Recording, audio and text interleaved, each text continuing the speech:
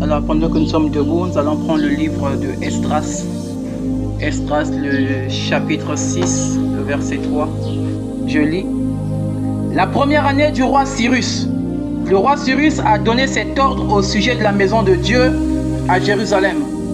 Que la maison soit rebâtie pour être un lieu où l'on offre des sacrifices et qu'elle ait des solides fondements. Elle aura 60 coudées de hauteur, 60 coudées de largeur. Amen. Vous pouvez donc vous asseoir. Alors pour commencer, Jacob engendra 12 fils et une fille au nom de Dina. Mais vous allez remarquer, Joseph fit le 11e fils de Jacob, obtenu avec sa femme Rachel, pendant qu'il était encore esclave chez son beau-père Laban. Mais dès qu'il y eut Joseph, le 11e, il devint un homme libre. Et ça, nous pouvons le lire dans Genèse 30, le verset 23 jusqu'au verset 26. Il est dit, elle devint enceinte et enfanta un fils. Et elle dit, Dieu a enlevé mon opprobre. Et elle lui donna le nom de Joseph en disant que l'Éternel m'ajoute un autre fils. Lorsque Rachel eut enfanté Joseph, Jacob dit à Laban, laisse-moi partir pour que je m'en aille chez moi dans mon pays. Donne-moi mes femmes et mes enfants pour lesquels je t'ai servi, et je m'en irai, car tu sais quel service j'ai fait pour toi. Et donc nous voyons que tant que Jacob avait encore ses 10 enfants, il était encore en esclave chez son beau-père Laban. Mais dès qu'il y eut simplement Joseph, le 11e fils, alors c'est en cela que la libération vint. Et donc Joseph est tout un libérateur. D'après donc cette écriture que nous venons de lire. Et je comprends d'ailleurs pourquoi Jacob, ou plutôt Zacharie, avait dit que cet enfant va délivrer son peuple. Dans Luc 1, le verset 62 jusqu'au verset 71. C'est là-bas qu'on parle de l'histoire de Zacharie après que l'ange Gabriel avait fermé sa bouche et qu'il ne pouvait plus parler. Mais quand on lui posa la question de savoir le nom de l'enfant, ne pouvant pas parler, il écrivit « Son nom sera Jean ». Mais dès qu'il écrivit simplement cela, alors la Bible dit que l'Esprit Saint le saisit et libéra sa gorge et il commença à parler. Et parmi les paroles qu'il prononça, donc il dit que cet enfant va délivrer son peuple. Et donc là, il parlait de Jean, son fils. Mais le véritable Jean n'était autre que Jésus-Christ. Et dans Luc 1, le verset 33 cette fois-ci, l'ange Gabriel dit à Marie que l'enfant qu'elle devait porter régnera sur la maison de Jacob. Or, selon le songe de Joseph sur les gerbes, celui qui doit régner, c'est Joseph ici.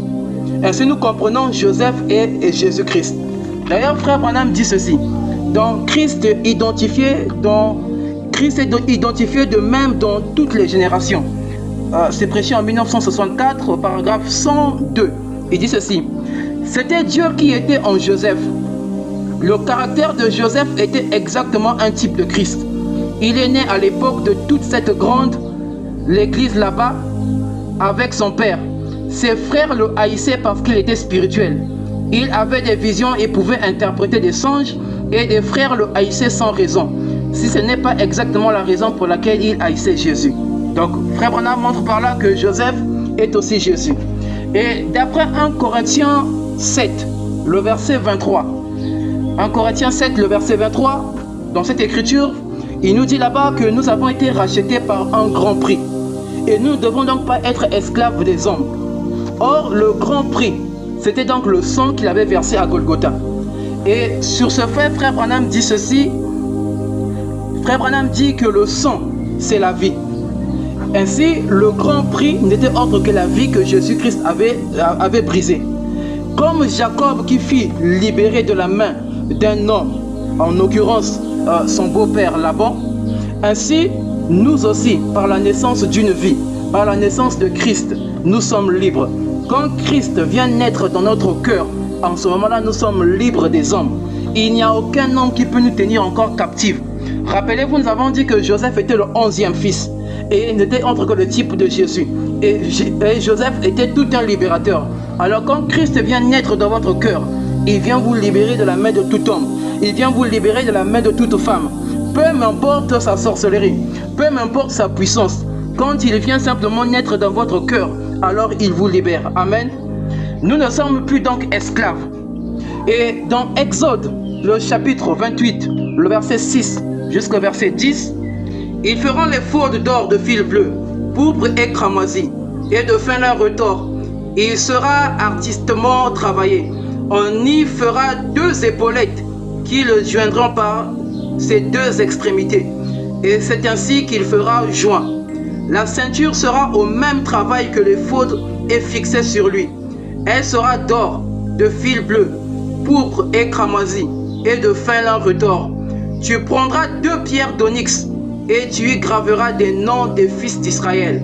6 de leurs noms sur une pierre, et 6 autres sur une seconde pierre, d'après l'ordre de naissance. Tu graveras sur les 2 pierres des noms des fils d'Israël, comme on grave des pierres et les cachets. Tu les entoureras de montures d'or. Je vais prendre rapidement le verset 15. Je prends ça rapidement. Tu feras le pectoral de jugement artistement travaillé. Tu le feras du même travail que les faudes, et tu feras de fort le fil bleu, pourpre et cramoisi, et de fin lin retors. Donc voilà ce que Exode 28 nous dit. Et dans ce livre, ce que nous allons souligner, c'est qu'il est dit que sur les pierres d'onyx, il fallait graver les noms d'après l'ordre de naissance. Chaque fils de Jacob est né selon une pierre de naissance. Et Frère Branham aussi l'appelle une pierre porte-bonheur.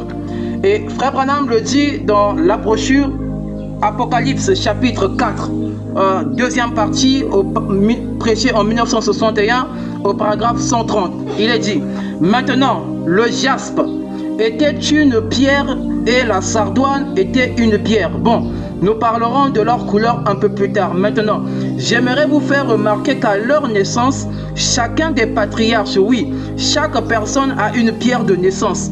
La mienne, Frère Branham dit la mienne, puisque je suis né en avril, c'est le diamant. Chaque mois a une pierre bien précise qui le symbolise. Eh bien, c'est pareil pour les patriarches. À ce qui les concerne, chaque fois qu'un patriarche naissait, il avait une pierre de naissance. Donc nous voyons que chaque personne a une pierre de naissance, et c'était également le cas donc des patriarches. Et dans Exode 28, le verset 17 jusqu'à 20, il est dit ceci. Exode 28, toujours le verset 17 jusqu'à 20. Tu y enchasseras une garniture de pierre, 4 rangées de pierres. Première rangée, une sardoine, une topaze, une émeraude. Seconde rangée, une escarbouche, un saphir, un diamant. Troisième rangée, une opale, une agate, une améthyste. Quatrième rangée, une chrysolite, un onyx, un jaspe. Ces pierres seront enchâssées dans leur monture d'or. Amen. Et donc nous voyons que la Bible nous mentionne des rangées ainsi que les pierres précieuses figurant dans chaque rangée. Et dans ce que nous venons de lire, il nous est parlé de la première rangée. Et la première rangée, si vous avez fait attention, il nous est parlé de la sardoine, du topaze et de l'émeraude. Or, la première rangée, sardoine parle du premier fils. Et le premier fils n'est autre que Ruben. On a dit que Jacob avait 12 fils, si vous l'avez retenu. Et donc le premier fils s'appelait Ruben. Et Ruben, sa pierre de naissance, c'est la sardoine. Et le deuxième fils de Jacob s'appelait Siméon. Et sa pierre de naissance s'appelle Topaze. Le troisième fils de Jacob s'appelait Lévi. Et donc Lévi, sa pierre de naissance était émeraude. Pour ceux qui notent, faites simplement Ruben, sardoine, Topaze, Siméon, émeraude, Lévi. Dans la deuxième rangée, il nous était parlé de la pierre précieuse appelée escarboucle. Et escarboucle parlait donc du quatrième fils, qui n'est autre que Judas. Et la cinquième pierre n'était autre que le saphir. Et le saphir parlait du cinquième fils, qui n'est autre que Dan. Et la sixième pierre, c'est le diamant. Et le diamant parle de Nephtali. Il y avait donc quoi? La troisième rangée. Et dans la troisième rangée, on nous a parlé de la pierre qu'on appelle opale, agate et améthyste. Et opale, lui, c'est le 7e fils. Opale parle de Gad. Agate, le 8e fils, parle de Hazer. Et améthyste est le 9e fils. Et celui-là parlait donc de Issachar. Et voilà donc la troisième rangée. Et la dernière rangée, qui n'est autre que la 4e rangée, il nous était parlé aussi de 3 pierres. Et c'était la chrysolite, c'était la pierre d'onyx ainsi que de jaspe. Et la chrysolite, cette pierre, parle du 10e fils. Et le 10e fils s'appelait Zabulon. Et la 11e pierre s'appelle onyx. Et cette pierre était associée à Joseph. Donc la pierre d'onyx était le 11e fils, il n'était autre que Joseph. Et la dernière pierre, donc c'est jaspe, comme frère Branham le dit, le 12e fils, qui n'était autre que Benjamin. Dans le livre d'Exode que nous venons de lire, Exode 28, il fallait mettre 2 pierres d'onyx sur les épaulettes, si vous vous rappelez. Donc les 2 pierres ici d'onyx représentaient Joseph, parce que nous avons lu que onyx parlait donc de Joseph. Et donc les 2 pierres représentaient Joseph. Et cette pierre d'onyx porte les autres pierres. Rappelez-vous, il a été dit que sur la pierre d'onyx, on devait encore mettre 6 autres noms.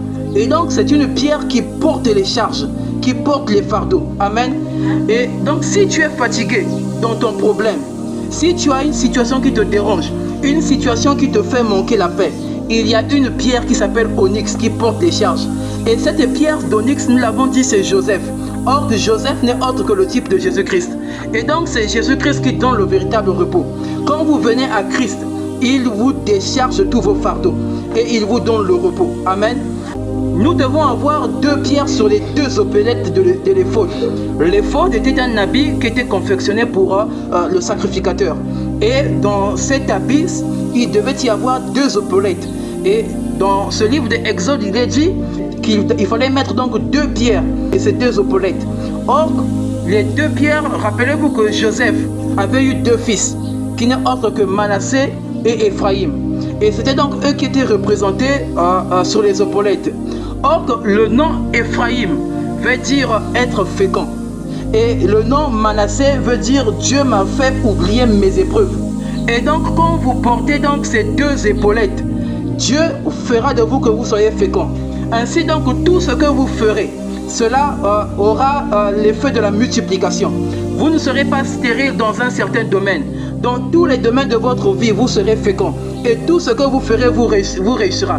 Même si vous êtes sur le plan écolier, que vous soyez sur le plan commercial, peu importe le domaine, vous serez tout simplement fécond. Peu importe le domaine, vous irez toujours de l'avant. Et Dieu vous fera oublier donc vos épreuves en vous bénissant. Amen. Et Frère Branham dit aussi que Dieu avait placé Ephraïm et Manassé selon des positions phares. Frère Branham dit qu'il le posa dans les terres qui produisent du pétrole. Ainsi donc nous comprenons par là que les épaulettes aussi veut dire la richesse du sol ainsi que la richesse aussi du sous-sol. Amen. Alors, tu ne peux pas demeurer pauvre avec toute cette parole, avec tout ce que Dieu a mis en toi. Tu ne peux pas demeurer pauvre. Tu ne peux pas finir ta vie pauvre parce que Dieu a mis en toi ses vertus. Dieu a mis en toi du potentiel. Dieu a mis en toi des richesses afin que tu puisses t'épanouir. Alors si tu meurs pauvre, c'est de ta propre faute. Si tu meurs pauvre aujourd'hui, c'est de ta propre faute. Amen. Alors, pour rentrer donc dans mon thème, comme à l'accoutumée, je vais encore tirer ma beauté des traces des brebis. Le thème, rappelez-vous, j'avais dit que le thème s'intitulait « Les solides fondements d'Esdras ». C'était donc le thème de ma prédication. Les solides fondements d'Esdras. Le livre d'Esdras parle d'un moment critique en Israël, où il revient de l'exil. Tout est détruit à cette époque, mais Dieu ordonne de rebâtir avec des fondements solides. Dieu ne s'intéresse pas d'abord à la beauté du bâtiment, mais il regarde d'abord les fondements. Le plan du temple que Salomon construisit venait de son père David. Et ça, nous pouvons le lire dans 1 Chronique 28, le verset 12. Dans 1 Chronique 28, le verset 12, il est dit ceci, je lis rapidement. 1 Chronique, le chapitre 28, le verset 12. Il lui donna le plan de tout ce qu'il avait dans l'esprit, touchant les parvis de la maison de l'Éternel et toutes les chambres alentour pour les trésors de la maison de Dieu et les trésors du sanctuaire. Et donc nous voyons que le plan provenait encore de David. Et David le reçut par inspiration dans son esprit. Amen. Dans 1 Roi 6, le verset 1 jusqu'au verset 3, il est dit ceci. Ce fut là la 480e année après la sortie des enfants d'Israël du pays d'Égypte que Salomon bâtit la maison à l'Éternel. La 4e année de son règne sur Israël, au mois de Ziph, qui est le second mois. La maison que le roi Salomon bâtit à l'Éternel avait 60 coudées de longueur et 20 de largeur et 30 de hauteur. Le portique devant le temple de la maison avait 20 coudées de longueur répondant à la largeur de la maison et 10 coudées de profondeur sur la face de la maison. Voilà donc comment Salomon avait construit son tabernacle. Amen. Nous remarquons dans ce passage que la maison de Dieu avait des dimensions bien établies. Soit 60 coudées de longueur, 20 coudées de largeur, 30 coudées de hauteur et 10 coudées de largeur. Toute cette description montre qu'il ne s'agit pas du tabernacle de Moïse. Parce que le tabernacle était construit en plein désert. Et tout le temps, cela était remonté parce que c'était des tentes qu'on pouvait déballer et avancer avec dans la marche. Cela montre ici que ce n'était pas le temple, mais plutôt le tabernacle. Car le tabernacle n'avait pas de hauteur, n'avait pas de profondeur. Comme je viens de le dire, c'était que de linge que l'on plaçait pour voyager. Amen. Et comme le temple, Christ dans son amour lui aussi avait les mêmes caractéristiques. Et ça, nous pouvons le lire dans Éphésiens 3, le verset 14 au verset 19. Il est dit, « À cause de cela, je fléchis les genoux devant le Père, duquel tire son nom toute famille dans les cieux et sur la terre, afin qu'il vous donne selon la richesse de sa gloire d'être puissamment fortifié par son esprit dans l'homme intérieur, en sorte que Christ habite dans vos cœurs par la foi, afin qu'étant enracinés et fondés dans l'amour, vous puissiez comprendre tous les saints quelle est la largeur, la longueur, la profondeur et la hauteur, et connaître l'amour de Christ qui surpasse toute connaissance, en sorte que vous soyez remplis jusqu'à toute la plénitude. Et donc nous voyons que Christ, lui aussi, avait les mêmes choses, les mêmes caractéristiques. Amen. La reconstruction du temple ne commence pas par une volonté humaine.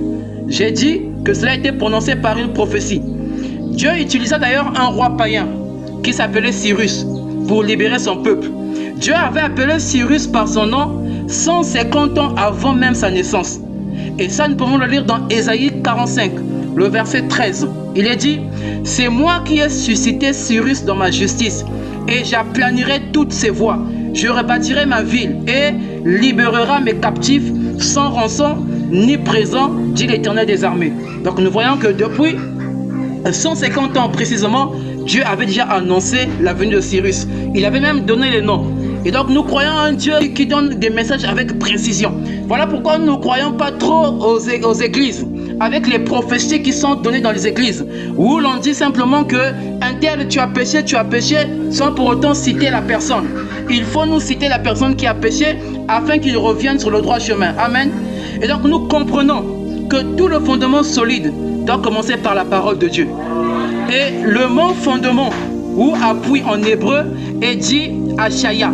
Et quand on parle donc de Ashaya, on voit donc le fondement ou l'appui. Le temple de Dieu fut brûlé et détruit par Babylone à l'époque du roi Nebuchadnezzar. Et ça, nous pouvons le lire dans 2 Rois, le chapitre 25, de verset 8 au verset 9. Il est dit, le 7e jour du 5e mois, c'était la 19e année du règne de Nebuchadnezzar, roi de Babylone. Nebuchadnezzar, chef des gardes, serviteur du roi de Babylone, entra dans Jérusalem. Plutôt, Nebuzaradan. Voilà, il faut bien que je... Parce qu'il y a Nebuchadnezzar et Nebuzaradan. Voilà. Donc, Nebuzaradan, chef des gardes, serviteur du roi de Babylone, entra dans Jérusalem. Il brûla la maison de l'Éternel, la maison du roi et toutes les maisons de Jérusalem. Il livra au feu toutes les maisons de quelque importance. Donc, nous voyons ce que ce roi Nebuchadnezzar avait fait. Il avait donc détruit Jérusalem, il avait détruit le temple et ses murs. Et Jérusalem rentrait donc dans une captivité de 70 ans. Et ça, nous pouvons le lire dans Jérémie 25, le verset 11 jusqu'au verset 12. Il est dit, « Tout ce pays deviendra une ruine, un désert, et ces nations seront asservies au roi de Babylone pendant 70 ans. Mais lorsque ces 70 ans seront accomplis, je châtierai le roi de Babylone et cette nation, dit l'Éternel, à cause de leurs iniquités. Je punirai le pays des Chaldéens et j'en ferai des ruines éternelles. » C'est dans cette période précisément de rétablissement que l'on parle de Néhémie. Néhémie fut un réformateur de la muraille. Si vous étiez ici quand nous avons enseigné sur la maison des héros, nous avons parlé de Néhémie.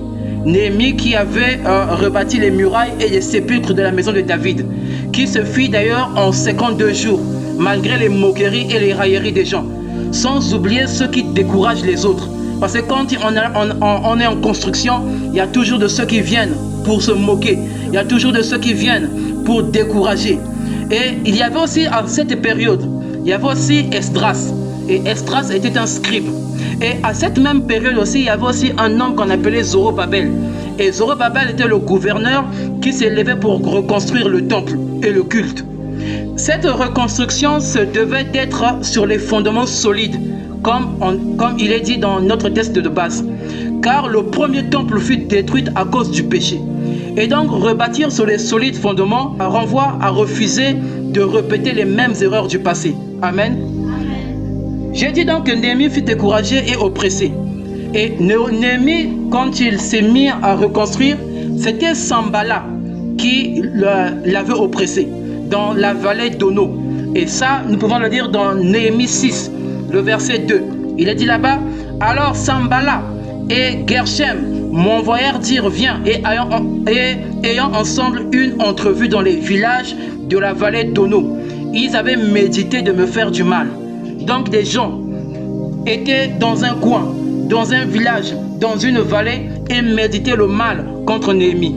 Et il y avait aussi Esdras, j'ai dit, lui également avait eu des problèmes. Et Esdras, c'est dans Esdras 4, le verset 4. Esdras, le chapitre 4, le verset 4, il est dit, « Alors les gens du pays découragèrent le peuple de Juda. Ils l'intimidèrent pour l'empêcher de bâtir. » Donc vous voyez toujours ces gens qui s'élèvent pour intimider, pour vous dire de ne pas bâtir, qui s'élèvent pour décourager, pour ne pas que la maison de Dieu monte. Amen. Et donc Zorobabel aussi avait eu aussi le même cas. Et pour bâtir solide, il faut nécessairement bâtir selon le modèle de Dieu et lui rester fidèle dans nos voies. Parce que quand les fondements sont renversés, il est dit dans Psaume 11, le verset 3, que fera le juste? Donc les fondements ne doivent jamais être renversés. Le dictionnaire français définit rebâtir comme bâtir de nouveau. Et dans notre cas de figure ici, il fallait le bâtir dans le même emplacement, en utilisant les mêmes fondements, car celui-ci provenait de Dieu. N'oublions pas que David l'avait fait en ayant eu dans son esprit, par inspiration.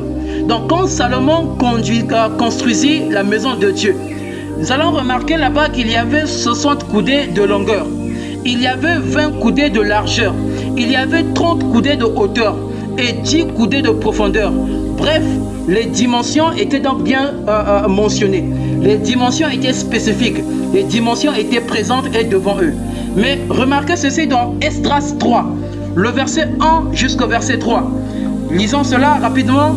Le 7e mois arriva et les enfants d'Israël étaient dans leur ville. Après, le peuple s'assembla comme un seul homme à Jérusalem. Josué, fils de Josadak, avec ses frères des sacrificateurs, et Zorobabel, fils de Shealtiel, avec ses frères, se levèrent et bâtirent l'autel de Dieu d'Israël pour y offrir des holocaustes. Écoutez ça, selon qu'il est écrit dans la loi de Moïse, homme de Dieu. Verset 3. Ils rebâtirent l'autel sur ses fondements. Soyez attentifs maintenant. Quoique eussent à craindre le peuple du pays, et y offrent des holocaustes à l'Éternel, les holocaustes du matin et du soir. Ici donc ce que nous pouvons noter, on ne peut pas bâtir pour Dieu si on ne débute pas par le sacrifice. le sacrifice devait d'abord revenir. Et la fondation de toute vie chrétienne solide est la prière et la sanctification. Ainsi, si vous faites attention, on rétablit l'autel sur tous les fondements. Dans le verset que nous avons lu, Esdras 3, le chapitre 2, il était dit, ils bâtirent l'autel de Dieu d'Israël pour y offrir des holocaustes selon qu'il est écrit dans la loi de Moïse, homme de Dieu. Et donc, on avait respecté ce que Moïse avait dit dans la loi. Amen. Mais curieusement, dans Esdras 6, le verset 3, là, il y a un glissement qui se passe. Quelque chose glisse de façon furtive. Quelque chose se glisse et les gens n'avaient pas remarqué cela. Qu'est-ce qu'il est dit là-bas? Dans Esdras 6, le verset 3, il est dit, la première année du roi Cyrus, le roi Cyrus a donné cet ordre au sujet de la maison de Dieu à Jérusalem, que la maison soit rebâtie pour être un lieu où l'on offre des sacrifices et qu'elle ait de solides fondements. Maintenant, regardez le glissement ici. Elle aura 60 coudées de hauteur, 60 coudées de largeur. Vous n'avez pas compris. Nous remarquons ici une chose, c'est que la hauteur a augmenté à 60, alors qu'avant c'était 30. Donc quand Salomon a bâti le temple, la hauteur était de 30 coudées, mais cette fois-ci quand il rebâtit la maison, c'est maintenant à 60 coudées. La largeur, elle, au temps de Salomon, c'était de 20 coudées. Mais ici, la largeur devient de 60 coudées. Donc, normalement, ici, on ne peut plus parler de rebâtir. Parce que rebâtir, c'est utiliser les mêmes fondations et monter. Donc là, on devait normalement parler de modification du temple. Et dans Esdras 3, le verset 10 jusqu'au verset 13, il est dit, lorsque les ouvriers posèrent les fondements du temple de l'Éternel, on fit assister les sacrificateurs en costume, avec des trompettes, et des lévites, fils d'Azaph, avec des cymbales, afin qu'ils célébrassent l'Éternel d'après les ordonnances de David, roi d'Israël. Ils chantaient, célébrant et louant l'Éternel par ses paroles, car il est bon, car sa miséricorde pour Israël dure à toujours. Et tout le peuple poussait des grands cris de joie en célébrant l'Éternel parce qu'on posait les fondements de la maison de l'Éternel. Mais plusieurs des sacrificateurs et des lévites et des chefs de famille âgés qui avaient vu la première maison pleuraient à grand bruit pendant qu'on posait sous leurs yeux des fondements de cette maison.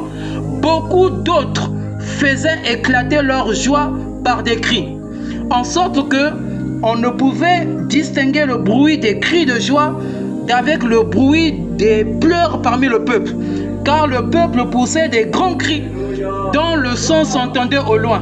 Amen. Nous voyons au verset 10 que nous avons lu qu'ils ont célébré pendant qu'on posait les fondements d'après les ordonnances de David. Mais malheureusement, les dimensions firent changer. Ils n'avaient pas remarqué cela. Et ceux qui n'avaient pas remarqué cela, c'était donc des jeunes. Les jeunes donc qui se réjouissaient. Mais les chefs de famille âgés, les sacrificateurs et les lévites pleuraient. Je sais que vous avez déjà entendu des pasteurs vous dire qu'ils pleuraient de joie à cause peut-être du relèvement du temple. En se souvenant du premier temple, je ne dis pas que cela est faux. Mais la raison la plus scripturaire que je connais personnellement, c'est que ces pleurs étaient dus au non-respect des anciennes dimensions du temple, qu'ils avaient connaissance. Et selon Ésaïe 6, le verset 1, plutôt selon Ésaïe 61, le verset 4, il est dit là-bas, il fallait rebâtir sur les anciennes ruines et non modifier. Ésaïe 61, 4 dit ceci, ils rebâtiront sur les anciennes ruines, ils relèveront d'antiques décombres, ils renouvelleront des villes ravagées, dévastées depuis longtemps. Dans Genèse 6, le verset 15, là-bas on parle de l'arche. Voici comment tu le feras. L'arche aura 300 coudées de longueur, 50 coudées de largeur et 30 coudées de hauteur. Donc Dieu a toujours respecté dans la Bible 30 coudées de hauteur. Donc 30 coudées était donc la recommandation divine. Ici nous pouvons nous demander où ces dimensions de 60 coudées avaient été trouvées. Où est-ce qu'ils ont copié cela? Rappelez-vous que Esdras était en captivité à Babylone. Et c'est donc certainement là-bas, étant scribe, qu'il a copié cette pratique. La statue d'or de Nebuchadnezzar, bizarrement cette statue avait la même dimension. Et ça nous pouvons le lire dans Daniel 3, le verset 1. Il est dit, le roi Nebuchadnezzar fit une statue d'or haute de 60 coudées et large de 6 coudées. Il dressa la vallée de Doura dans la province de Babylone. Et donc nous voyons que les 60 coudées de longueur et les 60 coudées de hauteur, j'allais dire, provenaient donc d'une pratique païenne. Et les fondements de l'autel, nous avons dit, étaient respectés à la lettre, mais pas les dimensions du temple. C'est ainsi que vous verrez un pasteur prêchant l'œuvre de la croix. C'est l'autel dans ses fondements. Mais il modifie le temple. Il modifie donc les fondements de qui est éligible à être diacre ou évêque dans l'église. Les pasteurs modifient les fondements en disant que la femme peut enseigner et peut prendre de l'autorité dans les assemblées. Ils modifient les fondements en disant que les femmes ne doivent pas couvrir leur corps et les recommandent de s'habiller en des habits moulants tout en montrant leur poitrine. Ces pasteurs modifient les fondements en autorisant même les ports des mèches et parfois même des mèches colorées et des tissages alors que les filles de Dieu étaient censées être naturelles. Oh, je ne suis peut-être pas misogyne ce soir. Il se peut que je sois trop dur avec vous mes sœurs, mais la cognée doit être mise sur la racine. Amen. C'est devenu donc un spectacle tellement horrible à voir au point que les jeunes s'adonnent aux distractions du monde, écoutant la musique profane, ayant des copains et des copines, fumant et prenant de l'alcool. Les anciens, eux, pendant que les jeunes se réjouissent dans cette façon de faire, les anciens, eux, pleurent, car ils voient donc les dimensions être modifiées. Et une phrase monte dans les anciens. Il n'en était pas ainsi au commencement, car les bornes laissées par les anciens ne devraient pas être déplacées. Or, la Bible dit que le malheur frappera celui qui déplace les bornes. Et ça, il est dit cela dans Osée 5, le verset 10. Il est dit ceci dans Osée 5, le verset 10. Les chefs de Juda sont comme ceux qui déplacent les bornes. Je répandrai sur eux ma colère comme un torrent. Donc voilà donc le sort de ceux qui déplacent les bornes. Et vous ne pouvez donc pas vous en tirer. Vous devez donc payer de cela. Et Frère Branham dit dans Hébreux chapitre 6, la deuxième partie prêchée en 1957, le soir au paragraphe 201, il a dit ceci. Maintenant vous dites, eh bien, il est possible que nous rétrogradions. Non, absolument. Et quand vous rétrogradez, vous allez recevoir une correction. Ne vous en faites pas. Abraham a reçu une correction. Les autres ont reçu une correction. Et vous aussi, vous recevrez une correction. N'allez pas croire que ça vous donne le droit de pécher. Pas du tout. Vous allez payer pour tout ce que vous faites. Vous moissonnerez ce que vous sémez. Et si vous commettez un péché, si vous commettez un petit péché, vous moissonnerez tout un paquet plein. C'est vrai. Mes frères, ça ne veut pas dire que vous êtes perdus. C'est tout à fait vrai. Vous avez encore le salut. Abraham a moissonné exactement ce qu'il a sémé, c'est vrai. Mais il était toujours sauvé. Ainsi donc, tout ce que vous ferez, quand vous déplacez les bornes, vous allez payer de cela. Le salut est un acquis. Le salut ne vous sera pas arraché. Mais les fléaux, vous allez en subir. Amen. Amen. Et il est dit ainsi, on nous a parlé donc de 60 coudées de hauteur, si vous vous rappelez. Et les 60 coudées parlent ici de la révélation. La révélation est bonne, car elle positionne selon Proverbe 29, le verset 18. Donc selon le livre de Proverbes, le verset 18, la révélation positionne. Il est dit là-bas, quand il n'y a pas de révélation, le peuple est sans frein. Heureux s'il observe la loi. Donc la révélation, elle est importante. Ça nous permet donc d'avancer. Amen. Mais toute révélation doit être conforme aux Écritures. Et ça, nous pouvons le lire dans Laissez échapper la pression, prêché en 1962 au paragraphe 10. Je saute.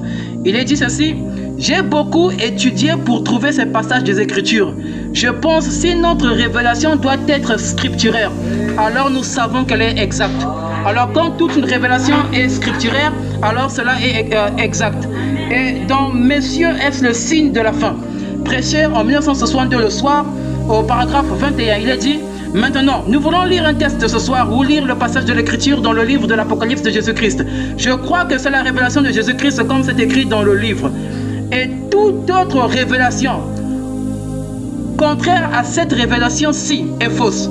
Je crois qu'il est préférable que je répète cela. Toute révélation qui ne sera pas en accord avec cette révélation et n'amènera pas celle-ci à la lumière est une fausse révélation. Ça doit être scripturaire. Donc voilà donc ce que les révélations doivent être. Donc même si tu viens avec tes 60 coudées, il faut que cela soit scripturaire. Ta révélation doit avoir des bases. Ainsi donc, si tu veux monter dans les 60 coudées de hauteur, rassure-toi d'être dans les poteaux de 60 coudées aussi. Ces poteaux doivent être près de la cour. Selon qu'il est écrit dans Ézéchiel 40, le verset 14. Il est dit ceci, dans Ézéchiel 40, le verset 14. Il compta 60 coudées par les poteaux, près desquels était une tour, autour de la porte.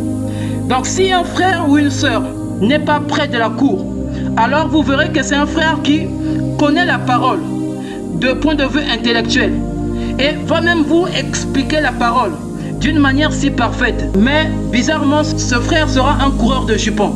Cette sœur sera une sœur qui critique. Ce frère sera un alcoolique. Et d'ailleurs, cela me rappelle une histoire d'un couple que l'on m'avait raconté. C'était un frère qui aimait réellement les mystères. Il aimait dire ce que la Bible dit, ce que frère Branham dit. Non, il est écrit ceci. Et quand il parlait, c'était tellement beau à écouter que tu pouvais même lui donner le Saint-Esprit. Mais sa femme connaissait son secret. C'est que sa femme savait que quand les frères partaient, lui derrière, il prenait l'alcool. Il prenait la sangok. Il prenait sa bière. Et un autre jour, donc, les frères vinrent pour le rendre visite, pour communier autour de la parole. Et en tant que bon frère hypocrite qu'il était, il s'est donc concerté avec ses frères et il a commencé à dispenser la parole. Et c'était tellement bon que les frères commençaient même à pousser des cris de Alléluia, commençaient même à sauter de joie. La femme tellement énervée, ce jour-là, je ne sais pas, peut-être qu'il n'avait pas donné à la femme l'argent pour aller faire le marché. Alors ce jour-là, pendant qu'il était en train de dire des choses, en train de faire danser les gens, la femme lui dit « Benson ayan de si un big malafou ». Alors les frères ont compris que le bro, malgré les mystères qu'il avait, mais c'était quelqu'un qui buvait. Ainsi donc, si tu n'es pas près de la cour, tu seras donc un frère hypocrite. Tu seras donc une sœur hypocrite. Tu parleras peut-être de Dieu, tu séduiras peut-être les gens, mais devant Dieu, qui sonde les cœurs et les reins, qui voit dans le secret, tu seras un tombeau blanchi. Et ce jour-là, tu seras rejeté. Alors, ça ne sert à rien d'avoir une conception simplement intellectuelle de la parole.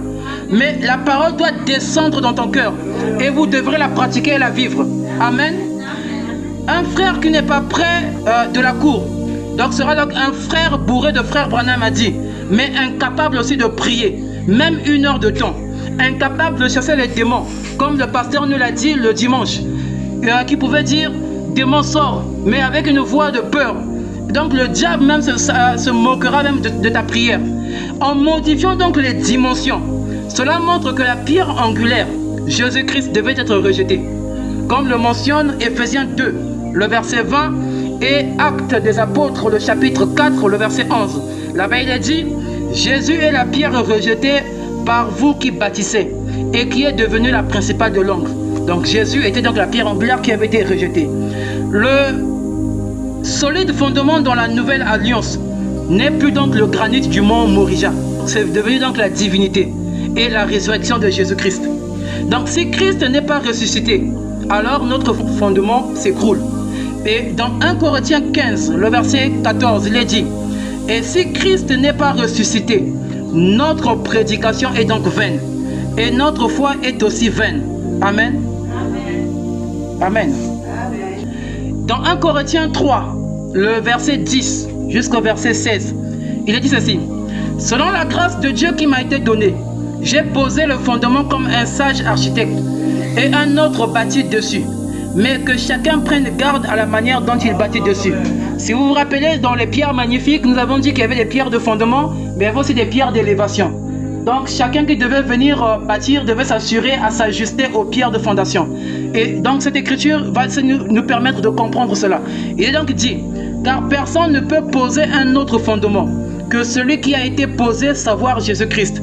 Or si quelqu'un bâtit sur ce fondement avec de l'or, avec de l'argent, des pierres précieuses, du bois, du foin, du chaume, l'œuvre de chacun sera manifestée. Car le jour le fera connaître, parce qu'elle se révélera dans le feu. Et le feu éprouvera ce qu'est l'œuvre de chacun. Si l'œuvre bâtie par quelqu'un sur le fondement subsiste, il recevra une récompense. Si l'œuvre de quelqu'un est consumée, il perdra sa récompense. Pour lui, il sera sauvé, mais comme au travers du feu. Ne savez-vous pas que vous êtes le temple de Dieu et que l'Esprit de Dieu habite en vous? Ici donc, il nous a parlé de l'or, de l'argent et des pierres précieuses. Et ces trois choses représentent une doctrine pure et une vie de consécration. Alors ta vie doit être soutenue par les décrets de Dieu et non les émotions ou en copiant le monde. Nous ne devons pas agir comme le monde, mais nous sommes différents du monde. Vous devez appliquer votre cœur à étudier et à mettre en pratique la parole, comme Esdras 7, 10, il le dit là-bas dans Esdras 7, le verset 10. Car Esdras avait appliqué son cœur à étudier et à mettre en pratique la loi de l'Éternel et à enseigner au milieu d'Israël les lois et les ordonnances. Donc voilà donc l'attitude que nous devrions avoir. Comme au temps d'Esdras, Dieu cherche donc des bâtisseurs qui s'assiéront sur 5 fondements solides. L'église donc, vous devez vous asseoir en 5 fondements solides. Et voici donc le premier fondement que j'ai noté. Le premier fondement, c'est la parole. Vous devrez vous asseoir sur la parole. Et ça, nous pouvons prendre Matthieu 24, le verset 35. Le deuxième fondement, c'est le fondement de la sainteté. Et ça, nous pouvons lire dans Hébreux 12, le verset 14. Car sans la sanctification, personne ne verra Dieu. Donc notre vie doit être une vie de sanctification. Et la sanctification n'est pas seulement aussi le fait de ne pas coucher avec les hommes ou les femmes. La sanctification, c'est aussi la capacité de pouvoir s'écarter et de laisser Dieu agir au travers de vous. Amen. Le troisième fondement, c'est le fondement de la foi. Et ça, nous pouvons le lire dans Hébreux 11, le verset 1. Le quatrième fondement, c'est le fondement de l'obéissance. Un chrétien se doit d'obéir la parole de Dieu. Et ça, nous pouvons le lire dans Deutéronome 28, le verset 1. Et le dernier fondement, c'est le fondement donc du sacrifice. Un chrétien doit avoir le sens du sacrifice. Vous devez apprendre à sacrifier votre temps pour venir à l'église. Vous devez apprendre à sacrifier votre vie au profit de Christ. Vous devez donc apprendre à vous sacrifier. Et ça, nous pouvons le lire dans Romains 12, le verset 1. Ainsi donc, pour terminer, mes bien-aimés, Dieu te demande ce soir de te reconstruire sur les fondements solides. Amen. Alors que Dieu vous bénisse richement.